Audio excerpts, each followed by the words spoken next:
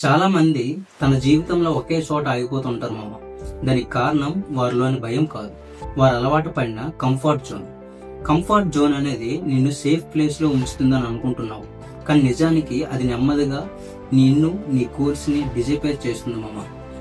Comfort zone అంటే ఎక్కడైతే మనం ఎటువంటి రిస్క్ ఉండదో, ఎక్కడైతే మనం సురక్షితంగా ఉన్నామని అనుకుంటున్నామో అదే కంఫర్ట్ జోన్. కానీ గుర్తుపెట్టుకో, కంఫర్ట్ జోన్ అందంగా ఉండవచ్చు, కానీ అక్కడ ఎదుగుదల ఉండదు. అక్కడే ఉండిపోతే మీ లక్ష్యాలు కేవలం కలలుగానే మిగిలిపోతాయి. కొత్త విషయాలు నేర్చుకోవాలనుకున్నావా, జీవితంలో పైకి రావాలనుకున్నావా, కంఫర్ట్ జోన్ నుంచి బయటికి రావాలి. బయటికి రావడం అంటే ఏదో పెద్ద ఎత్తున చేయడం కాదు మామ. ఈరోజు మీరు చేయలేని అనుకున్న ఒక చిన్న పనిని ధైర్యంగా ప్రయత్నించడం. రిస్క్ తీసుకోకుండా ప్రయత్నం చేయట్లేదు, అదే పనిని, అదే ఆలోచనని, అదే జీవితాన్ని రోజు రిపీట్ చేస్తున్నావంటే నువ్వు ఖచ్చితంగా కంఫర్ట్ జోన్ కి అలవాటు పడ్డావని గుర్తుపెట్టుకో మామ.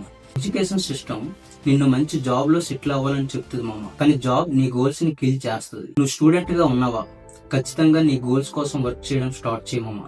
మార్నింగ్ న్యూస్ పేపర్ వేయడం, షాప్ లో పని చేయడం, డెలివరీ వేయడం తప్పు కాదు మామ. నువ్వేం చెయ్యాలనుకుంటే అదే చెయ్యి. ఒకరోజు నువ్వు పెట్టే ఎఫర్ట్స్ కి వాల్యూ ఉండదు. జాబ్ తో సక్సెస్ వస్తుంది అనుకుంటున్నావా, అది నీ పొరపాటు. నువ్వు వేరే వాడి కోసం నీ ఆశయాలను చంపుకొని పనిచేస్తున్నావు. శాలరీ ఒక డ్రగ్ లాంటిది మామ. కంఫర్ట్ జోన్ ఒక స్లో పాయిజన్ లాంటిది, నిన్ను నీ గోల్స్ ని కిల్ చేస్తుంటుంది. నీకంటూ ఒక లైఫ్ ని క్రియేట్ చేసుకోవాలనుకుంటున్నావా, నీ కంఫర్ట్ జోన్ ని వదిలి బయటికి రా. కష్టపడి ఫోకస్ పెట్టి కన్సిస్టెన్సీగా వర్క్ చేయి. నువ్వు అనుకున్నది నువ్వు సాధిస్తావు. కంఫర్ట్ జోన్ కాదు, కరెక్ట్ జోన్ ఎంచుకో మామ. ఒక్కసారి ఆలోచించు, నువ్వంటే ఏంటో తెలుసుకో.